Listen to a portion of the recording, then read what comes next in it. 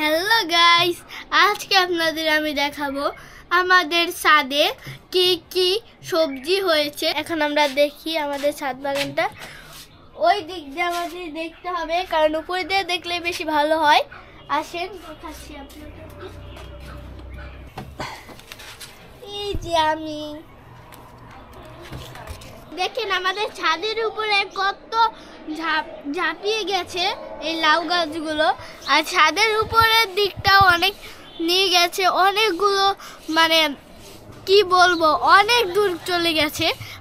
দেখেন এই যে হচ্ছে আমাদের লাউ, নাহলে এটা অনেক ছোট আর বেশি উপরে উঠালে ভেঙে যাবে, এটা তার জন্য এই জায়গা থেকে আপনাদের দেখালাম। দেখেন, আর এই যে হচ্ছে ফুল, দেখেন গাইস, দেখেন।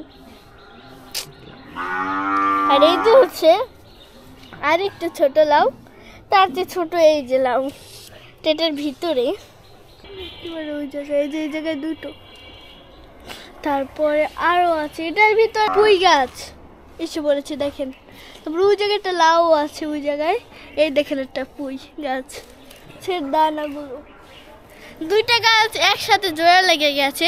ওই পাশে আমাদের ছাদের ওই পাশেও আরেকটা লাউ গাছ আছে এরকম, সেগুলোতে ফুল এসেছে, কিন্তু এখনো এটার মতন বড় একটা হয়নি।